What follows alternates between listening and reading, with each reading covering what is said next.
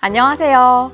농업 현장에 가장 필요한 정보들을 발빠르게 전달하는 RDA TV에 오신 걸 환영합니다. 최근 농산물 가격의 변동폭이 커지고 소비자들의 구매 성향이 다양해지면서 농업인들의 수익성 분석에 의한 재배 작목 선택이 더 중요해졌는데요. 이를 해결하는 데 큰 도움이 되는 자료가 있습니다. 바로 농산물 소득조사 자료인데요. 과연 어떤 자료이고 농업 경영에 또 어떻게 활용될 수 있는지 담당 연구사님 모셔서 한번 알아보겠습니다. 안녕하세요. 안녕하세요. 농촌진흥청에서 농산물 소득조사를 통해 농가의 경영 개선 방법을 연구하고 있는 소나무입니다. 반갑습니다. 네, 연구사님. 우선 농산물 소득조사란 구체적으로 어떤 건가요? 네, 농산물 소득조사는 농촌진흥청에서 1977년 농산물 표준소득조사를 시작해 2002년 통계법에 따른 일반 통계 승인을 받아 지금까지 조사해오고 있습니다. 농산물 소득조사란 좀 더 쉽게 말씀드리면 농가에서 한 해 어떤 작목을 일정 면적에 걸쳐서 재배를 하는데요. 이때 종자비, 비료비, 농약비, 노동비 등 관련 비용들이 얼마나 지출되고 또 거기서 생산된 생산물을 판매해서 얻은 총 수입이 얼마인지를 조사해 작목에 대한 소득을 산출하는 일련의 조사 과정입니다. 네, 그렇다면 이렇게 농산물 소득 조사를 하는 특별한 목적이 따로 있을까요? 네, 농산물 소득조사 결과를 분석해 알려줌으로써 이를 농가에게는 자가 경영 진단 결과와 또 분석된 자료를 비교해 소득 증대를 위한 기초 자료로 활용할 수 있도록 제공하기 위해서입니다. 다시 말하면 농업인이 어떤 작목을 또 얼마나 재배할지 그 설계를 하고 또 그 설계에 맞게 영농을 실행하고 또 실행 과정에서 발생한 농작업 시간 그리고 투자 비용, 생산물을 판매한 수입액을 분석해서 연도별 그리고 비목별 또 인근 농가 또는 전국 평균과 비교해서 자신의 경영 수준이 어느 정도인지 알고 또 그 다음에 영농을 어떻게 설계할지 반영해 최종적으로는 소득 증대를 하는 데 목적을 두고 있습니다. 네, 영농 계획을 세울 때 정말 좋은 자료가 될 것 같은데요. 그렇다면 이 외에도 활용되는 곳이 또 있나요? 네, 앞에서 잠깐 말씀드린 바와 같이 농산물 소득조사는 농작물의 작물 선택과 또 그 의사 결정뿐만 아니고 현재 다양한 자료로 활용되고 있습니다. 먼저 농촌진흥기관에서는 농가 경영 개선 연구와 지도의 기초 자료로 활용되고요. 그리고 농식품부에서는 공익형 직불제 그리고 과수 화상병 보상 등 농업 정책 결정 지원 자료로 활용되고 있으며 또 가까이는 지자체에서는 각종 피해 보상의 기초 자료로 활용되고 있습니다. 이뿐만 아니라 중앙행정기관인 보건복지부, 국방부, 그리고 병무청, 법원 또는 우리 주변에서 잘 살펴볼 수 있는 농협 그리고 한국은행과 같은 금융기관에서도 다양하게 활용되고 있습니다. 네, 농산물 소득조사는 이렇게 농업인들뿐만 아니라 또 많은 관련 기관에서 유용한 자료로 활용하고 있다는 말씀을 들으니까요. 정말 더 중요한 자료구나 싶은 생각이 듭니다. 네, 연구사님. 그렇다면 이러한 소득조사 결과가 어떤 과정을 거쳐서 이루어지는지 궁금합니다. 네, 농가소득조사는 농촌진흥청, 각 도농업기술원 그리고 각 해당 시군농업기술센터가 함께 진행하는데요. 조사 작물에 대한 표본 농가 선정은 저희 농촌진흥청에서 농업 총조사 자료를 바탕으로 작물별 표본수를 결정합니다. 그리고 재배 비율을 반영한 도별로 배분하면 각 도농업기술원에서는 조사 작물 재배 면적에 비례해 해당 시군을 선정 표본수를 배분하고요. 그리고 해당 시군 농업기술센터에서는 단순 임의 추출 또는 유의 표본 추출법으로 대상 농가를 선정합니다. 네, 작목별로 표본 농가를 선정한다고 하셨는데요. 그렇다면 전체적으로 몇 농가나 되나요? 또 표본 농가로 선정된 농가가 변경이 될 수도 있나요? 네, 농촌진흥청에서 실시하는 농산물 소득조사 대상 농가는 2022년 기준으로 전국 123개 작물 그리고 5,300농가를 선정하는데요. 이 중 국가에서 승인한 50개 작물 4,100농가 그리고 승인받지 않은 73개 작목 1,200농가가 있습니다. 만약 대상 농가로 선정되었으나 작목 전환 혹은 전업을 하거나 폐업 또는 이사 등으로 조사를 할 수 없는 경우에는 대표성이 저해되지 않는 범위 내에서 해당 지역의 동일 규모 유사농가로 대체합니다. 네, 그렇군요. 그렇다면 여름 작물과 겨울 작물이 있잖아요. 농산물 소득조사 기간이 다를 것 같은데 혹시 조사 기간은 어떻게 되나요? 네, 농산물 소득조사 기간은 동작물과 하작물로 나눠집니다. 가을에 파종해서 겨울을 나고 그리고 봄에 수확하는 보리나 밀 등 이런 작물들은 8월까지 저희들이 조사를 하고요. 봄에 파종해서 여름을 나고 가을에 수확하는 고구마라든지 감자 그리고 옥수수 등 여름 작물은 내년도 1월까지 조사를 하게 됩니다. 이때 조사는 시군농업기술센터 농업경영 담당자 또는 전문 분야별 지도사 선생님들이 하고 있고요. 도 광역조사를 하고 있는 곳에서는 도 담당자 또는 지원 인력들이 담당을 하고 있습니다. 네, 그렇다면 어떤 내용을 조사하고 또 기록하는지 그 방법도 궁금한데요. 네, 먼저 농촌진흥청에서는 경영기록장을 제작해 각 지역 농업기술센터 담당자에게 배부를 하고 그 담당자는 해당 농가에 최종적으로 배부를 하게 됩니다.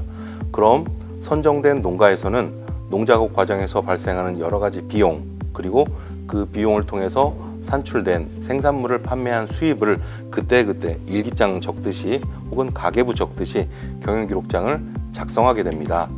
주로 기록될 내용은 비료비, 농약비, 그리고 기계라든지 시설에 관련된 비용들, 그리고 농작업을 위탁을 하게 됩니다. 그럴 경우에는 위탁 비용이 발생을 하게 되고요.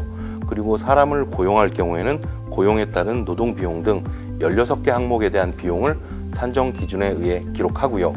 그리고 최종적으로 수확한 주산물 평가액 그리고 부수적으로 수확하게 된 부산물 평가액을 합한 총 수입도 기록을 하게 됩니다.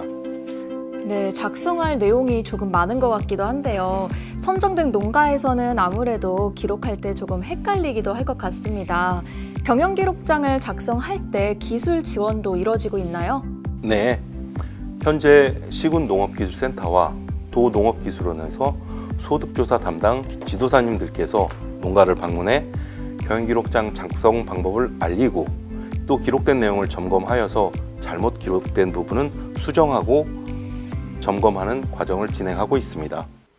네, 그렇다면 다 작성한 경영기록장은 어떻게 활용되나요? 네, 한 해 농작업이 끝나고 경영기록장 작성이 완료되면 소득조사 담당 선생님들이 경영기록장을 수거해 저희 농업경영종합정보 시스템에 자료를 입력한 다음 경영기록장을 농가에 돌려주는데요. 그럼 농가에서는 경영기록장을 각종 인증, 친환경이나 저탄소 인증 신청할 때 자료로 제출하고요. 또 내년도 영농계획을 수립하는데 중요한 자료로 활용됩니다. 그리고 입력된 자료는 집계, 분석 자료로 지속적으로 활용됩니다. 네, 그런데 경영기록장 내용을 통해서 무엇을 알 수 있나요? 네, 경영기록장을 통해서 총 수입과 총 비용을 통해 조사 작물의 생산을 위해서 외부에서 구입해 투입한 일체의 비용, 즉 경영비를 알 수 있고요. 여기에다가 자가토지, 자기자본, 그리고 자기노동 비용을 합산한 생산비를 알 수 있습니다. 이렇게 총 수입과 경영비, 생산비가 산출되면 총 수입에서 경영비를 차감한 잔액이 당해 작목 재배 활동을 통해 얻어들인 최종 성과인 소득을 알 수 있습니다. 그렇게 되면 인근 농가 또는 저희들이 발간하는 자료집에 나온 전국 평균과 비교해 본인의 부족한 부분을 보완해서 다음 해에 영농을 할 때에 이를 반영하여 소득 증가를 기대할 수가 있습니다. 네, 감사합니다. 네, 연구사님. 농산물 소득조사가 얼마나 중요한지는 저희가 앞서 나눈 이야기로 확인해 봤는데요.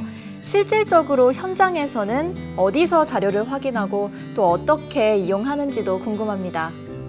네, 현재 농산물 소득조사 자료집은 저희들이 오프라인으로 발간을 하고 그래서 그 자료를 활용할 수 있고요.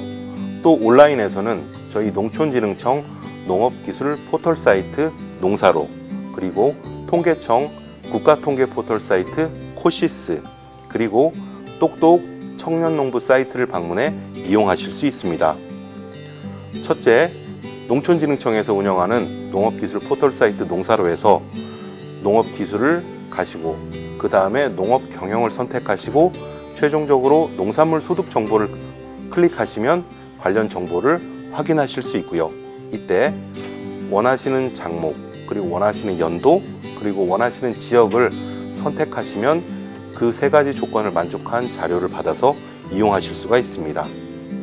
네, 똑똑 청년농부라는 사이트 있잖아요. 그 사이트는 어떻게 활용하면 되나요? 네, 똑똑 청년농부 사이트는 농촌진흥청 홈페이지에 오시면 바로 보실 수가 있습니다.